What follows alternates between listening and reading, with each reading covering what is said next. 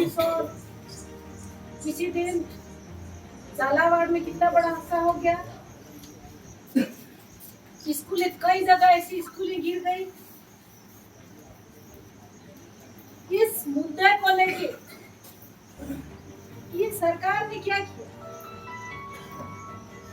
सबकी विचारधारा अलग अलग हो सकते हैं, पर बीजेपी वाले भी ये कह रहे हैं मंत्री रिपोर्टिंग करना हो तो यहाँ मीडिया के प्रभारी बैठे हुए हैं, आप कर लेना। और ये छापना, आप छापते नहीं हो, या तो रमीला की क्या कमियां हैं ये सारी चीजें छापते हो, पर जो इनकी कमियां है वो छापते नहीं। पर गोदारा जी ने ये कहा, ये सुनना और ये जरूर लिखना। क्या दीदी आप भी जानते हो हमारी स्थिति क्या है, हमारी हालत क्या है? ये इनका मंत्री के बोल रहा है कैबिनेट में, और हमको कह रहा है कि मैडम आप जानते हो, जान के हमको क्यों ऐसा कहने वाले? हमारे गांधी जी थे, हम तो गांधी जी के परिवार से हैं। हमारी कांग्रेस पार्टी वो है। आज 3 गांव 3 पंचायतें उठेगी मीना जी। उस दिन हम गए थे कलेक्टर के पास, 50,000 करोड़ की अभी तो आई है, उसमें 1,000 करोड़ की ये प्रोजेक्ट आएगा। 50,000 करोड़ है, उसका 100 करोड़ होगा, 100 करोड़ से 1,000 करोड़ का ये पावर प्लांट बनेगा।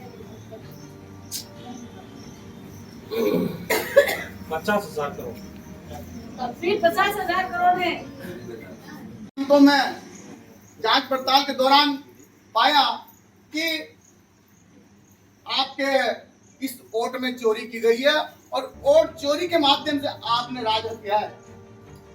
साथियों, सबसे अगर कोई मजबूत अगर ताकत है तो ईश्वर राम जो भी मालिक है उसमें है, उसके बाद में दूसरी ताकत है तो राज में है।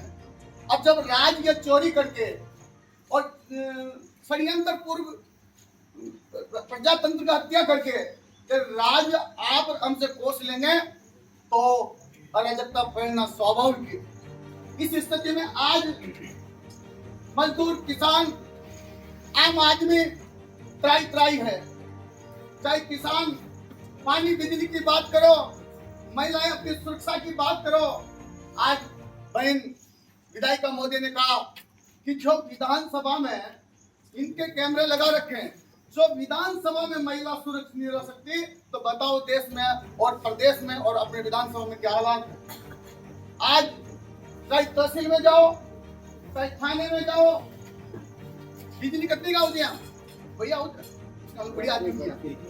प्रदेश कांग्रेस को निर्देश दिया तो हर ब्लॉक और मंडल में जाकर अपने कार्यकर्ताओं को यह बात बताओ कि देश में वोटों की चोरी हो रही है।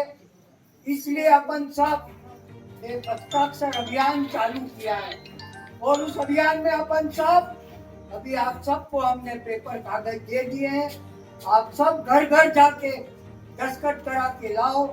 ये अपन प्रदेश कांग्रेस को भेजेंगे और प्रदेश कांग्रेस वाले दिल्ली भेजेंगे कि जनता में बहुत बड़ा आक्रोश है।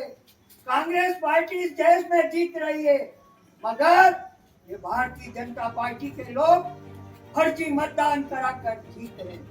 कार्यकर्ता बंधुओं, अपन सबको सजग होना है। अभी अपना ब्लॉक लेवल पर ये पहला कार्यक्रम है।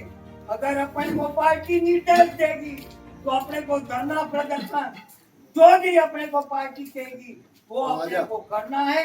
आप सब सजग हो जाओ, यही बात कह के मेरी जिस बात को लेकर के राहुल गांधी ने एक अभियान चलाया था, एक सर्वे कराई थी और कुछ स्टेट से जो रिपोर्ट सामने आई उसको देख करके लग रहा है कि पूरे हिंदुस्तान के अंदर भारतीय जनता पार्टी, उसके नेता वोट को किस तरह से